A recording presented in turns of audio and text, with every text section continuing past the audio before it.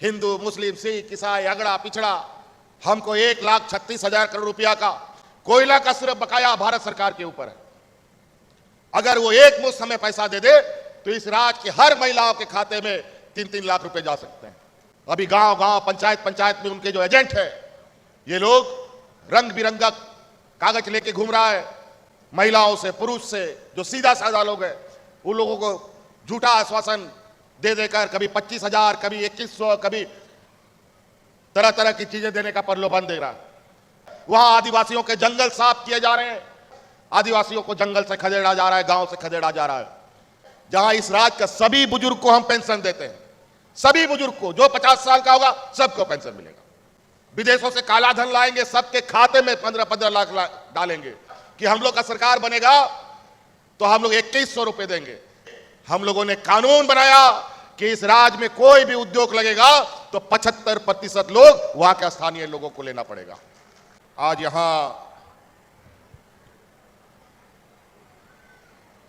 इस राज्य के लोहनगरी जमशेदपुर के इस मानगो डिमना में मेडिकल कॉलेज के उद्घाटन कार्यक्रम में हमारे साथ उपस्थित मंच पर हमारे मंत्रिमंडल के सहयोगी साथीगण, यहाँ पूर्वी सिंहभूम के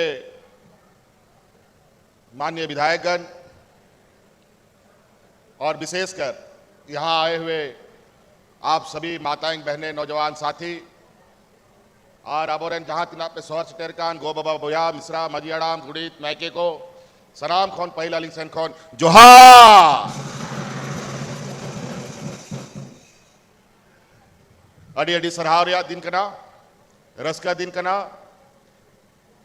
और अड्डी लटू हॉस्पिटल रिया तहन विधिवत उद्घाटन हुई ना। पहिलो नोंडे एमजीएम रे अस्पताल में ना गया, लेकिन उन्हें अड़ी मारे तबोना रपुदो कना नोआ मेनते सरकार सेन खन नोआ कथा गोटाय ना कि नोआ बीमारी रिया स्वास्थ्य रिया कथा कना। अब मारे अस्पताल रपुदो कान तबोना ओना मेनते नोआ रिया इंतजार दो बाबंदो होया कि नोआ रपुद चबा मा ओना खन पहिल मिटांग अस्पताल बनाव कते बोन तैयार मा ओना मेनते तहन नोआ विधिवत अस्पताल बनाव कते आपया सेवारे नोआ अस्पताल लगा। आज कोल्हान पूर्वी सिंहभूम क्षेत्र के लिए आज एक ऐतिहासिक दिन है। आज इस क्षेत्र को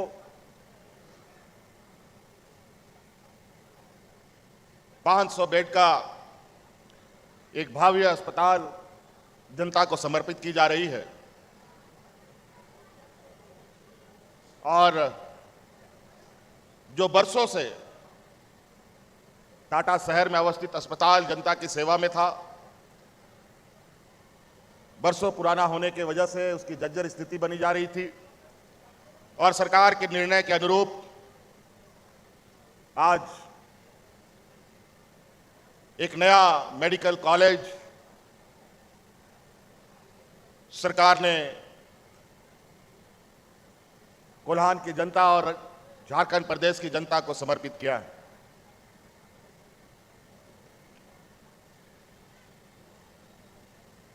आप सबको याद है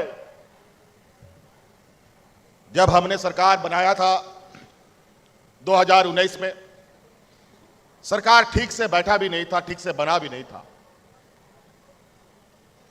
दुनिया का एक वैश्विक बीमारी जिसको कोरोना नाम दिया गया, वो पूरे भारत देश में भी फैल गया, पूरे दुनिया में भी फैल गया। इससे झारखंड भी अछूता नहीं रहा और अचानक केंद्र सरकार के आदेश लॉकडाउन का हुआ और वो ऐसा आदेश था मानो पूरा झारखंड, पूरा दुनिया, पूरा भारत देश जहां का तहां खड़ा रह गया। हाट बाजार, गाड़ी मोटर, साइकिल तक चलाना मना था। काम धाम फैक्ट्री तैक्ट्री सब बंद। आपका टाटा कंपनी में भी मात्र 5-10% लोगों के सहयोग से ही चल पा रहा था, सारा को छुट्टी दे दिया गया। छोटा छोटा उद्योग बंद हो गया और आदेश था कि घर से बाहर कोई नहीं निकलेगा। और सही में ये कोरोना जिसका ना आता ना पता ना ठोर ना ठिकाना, क्या दवा लगेगा क्या दवा नहीं लगेगा किसी को पता नहीं,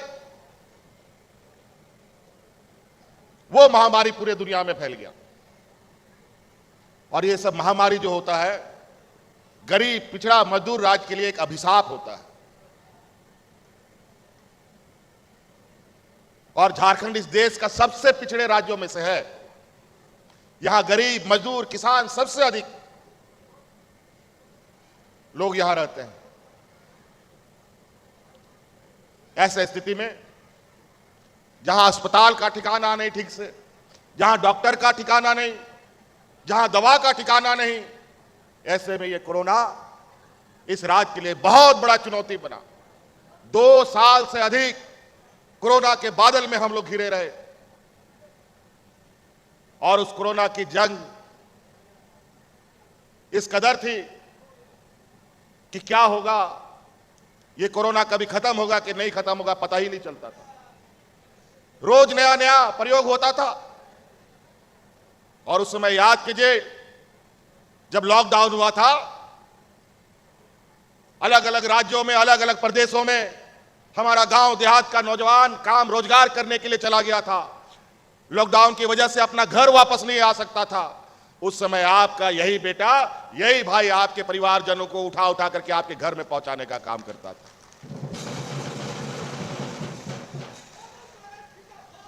किसी को हवाई जहाज से, किसी को ट्रेन से, किसी को बस से।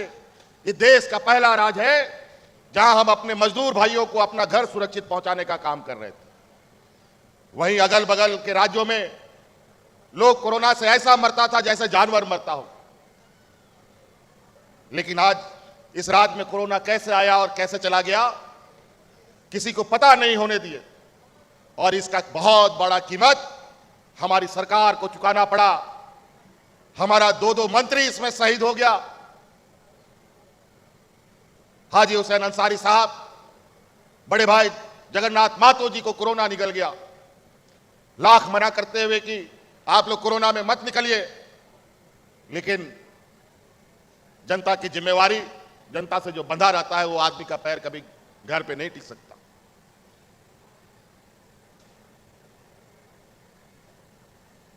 तब जाकर के ये राज बचा।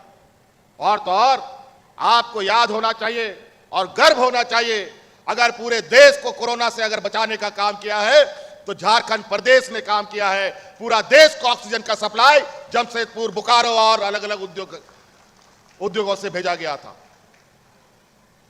पूरे देश को, देश में ऑक्सीजन खत्म, बड़े बड़े अस्पताल दिल्ली, मुंबई, कलकत्ता जैसे शहरों में, चेन्नई जैसे शहरों में लोगों को सांस लेने के लिए ऑक्सीजन खत्म हुआ और पूरे देश के लोगों को ऑक्सीजन का सप्लाई झारखंड प्रदेश से दिया गया था। लेकिन आज इस राज्य का क्या हाल है?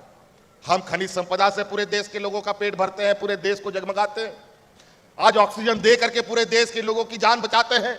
लेकिन आज हमारे लोग तन ढकने के लिए कपड़े नहीं, 2 वक्त का अनाज नहीं, रोजगार की तलाश में देश विदेश अलग अलग राज्यों का पलायन किया। बड़ा चिंता का विषय है। और इसीलिए हम लोगों ने कानून बनाया कि इस राज्य में कोई भी उद्योग लगेगा तो 75% लोग वहां के स्थानीय लोगों को लेना पड़ेगा।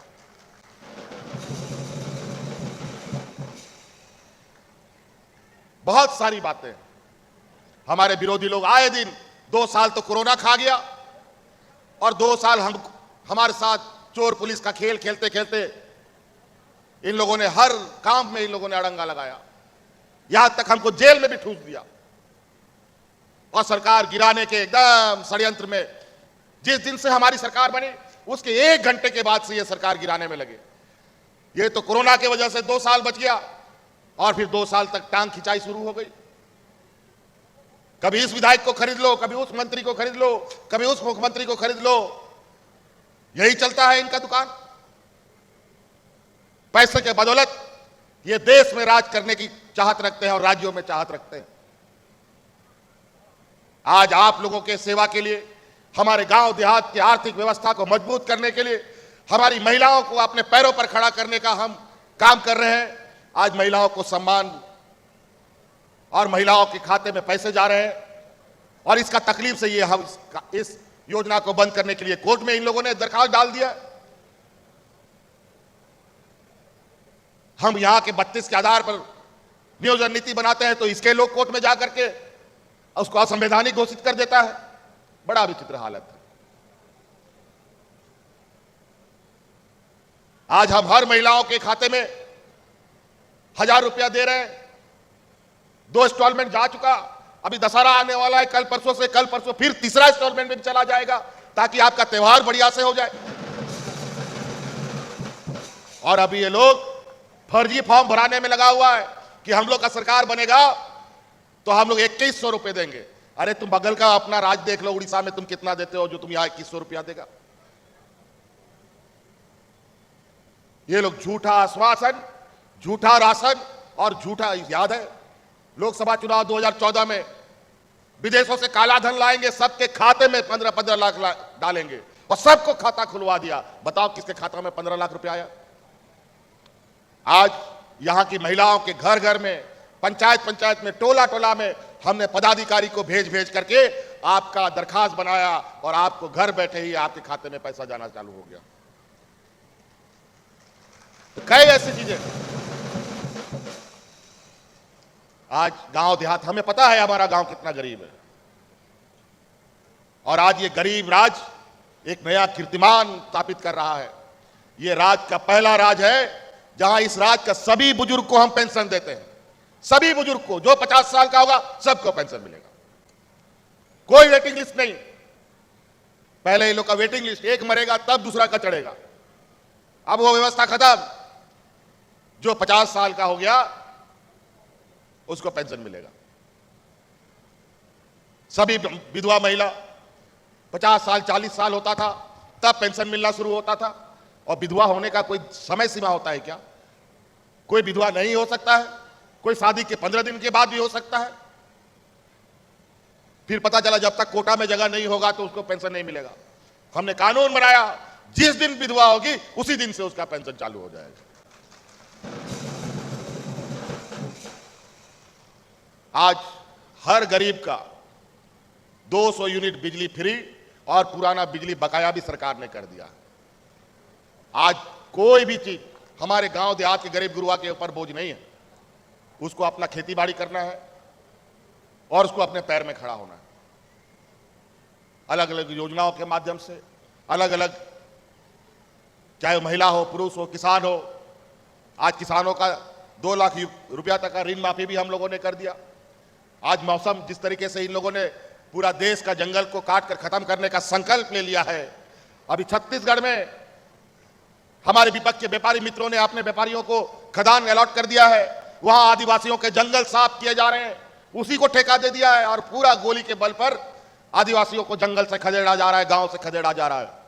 और यही इस राज की खनिज संपदा पर इस राज इन लोगों का नजर है। आज गीत की तरह पूरा आसमान में हेलीकॉप्टर से घूम रहा है। अभी गांव गांव, पंचायत में उनके जो एजेंट है, ये लोग रंग बिरंगा कागज लेके घूम रहा है। महिलाओं से, पुरुष से, जो सीधा साधा लोग हैं, उन लोगों को झूठा आश्वासन दे देकर कभी 25,000, कभी 2100, कभी तरह तरह की चीजें देने का प्रलोभन दे रहा है।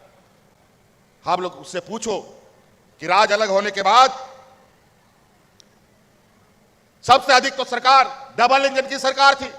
क्यों महिलाओं के खाते में पैसे नहीं गए? क्यों सभी बुढ़ा बुजुर्ग लोग को पेंशन नहीं मिला? क्यों गांव के गरीबों का बिजली माफ नहीं हुआ? क्यों किसानों का कर्जा माफ नहीं हुआ? गरीबों को देने के लिए इनके पास पैसा नहीं है, लेकिन इनके करोड़ करोड़ रुपया माफ करने का व्यापारी मित्रों का इनके पास भरा हुआ पैसा है। और आज जब हम अपना हक मांगते हैं, हमको 1,36,000 करोड़ रुपया का कोयला का सिर्फ बकाया भारत सरकार के ऊपर है। अगर वो एक मुश्त हमें पैसा दे दे तो इस राज्य की हर महिलाओं के खाते में 3-3 लाख रुपए जा सकते हैं, लेकिन दे तो सही। और आज ये 2100 रुपया, 2200 रुपया, 2500 रुपया दे रहे का घोषणा और आश्वासन दे रहे हैं। किसका पैसा है ये? हम गरीबों का पैसा का टैक्स का, इन लोगों का, हमारा ही जूता हमारा ही सर। अजीब हालत है। तो पहचानिएगा इन षड्यंत्रकारी लोगों को। हम ही लोग के घर द्वार से लोगों को, ये घर में घुस करके लोगों को दिग्भ्रमित करता है। हम ही लोग का जात बिरादरी का भाई लोगों को, जो बेचारा कमजोर है, संघर्ष नहीं कर सकता, लड़ नहीं सकता, उसको अपने पाले में डाल करके हमारे बीच में भेज करके इन लोग को उल्टा सीधा पाठ पढ़ाएगा। हिंदू, मुस्लिम, सिख, ईसाई, अगड़ा पिछड़ा सब चीज। तो इसलिए आप लोग ध्यान रखिएगा। आज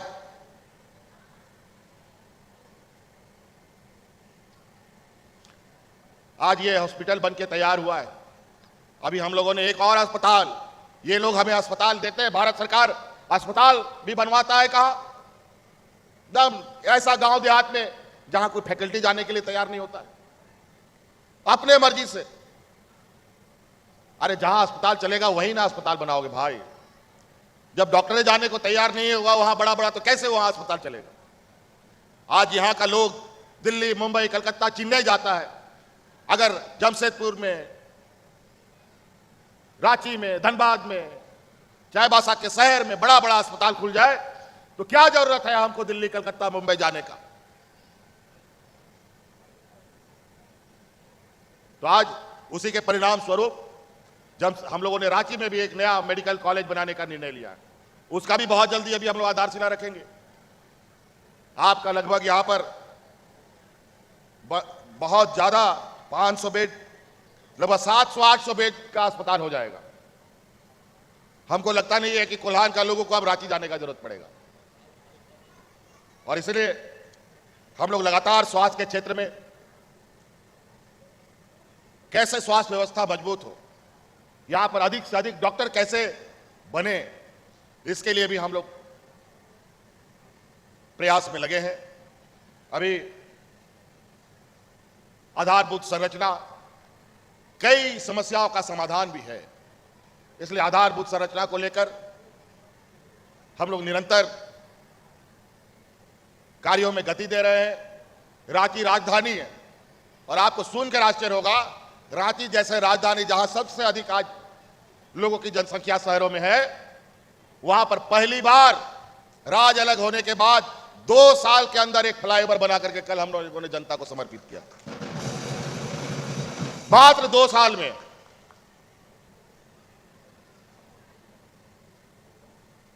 आपकी यहां पर भी 2-2 फ्लाईओवर बनने जा रहा है। मानगो का फ्लाईओवर वो भी काम चल रहा है, पारडी में भी वो, उसमें भी चल रहा है काम। बहुत जल्द इसमें भी आप लोगों का आवागमन जल्द से जल्द शुरू हो, इसका हमारा प्रयास होगा। और हमारे आज के इस उद्घाटन समारोह के कार्यक्रम में इस मेडिकल कॉलेज में पढ़ रहे छात्र छात्राओं ने कुछ आवेदन दिए हैं अपनी कुछ समस्या को लेकर। मैं आप सभी छात्रों से को कहना चाहूंगा, ये बात हमारी कानों तक आज आई है और आप आश्वस्त रहें, 1 महीने के अंदर आपकी समस्या का समाधान होना प्रारंभ हो जाएगा। आप बेफिक्र होकर के अपने कामों को अंजाम दें। आप जनता की सेवा में लगे, अच्छे डॉक्टर बने और आपकी समस्या का समाधान राज्य सरकार करेगी। इसलिए बहुत ज्यादा नहीं कहते हुए इन्हीं बातों के साथ हम अपनी बातों को समाप्त करेंगे। यहां आए हुए सभी प्रबुद्ध नागरिकगण, हमारे गठबंधन दल के सभी सदस्यगण, सभी लोगों को बहुत बहुत धन्यवाद देते हुए अपनी वाणी को समाप्त करता हूं। जय हिंद, जय झारखंड, जोहार।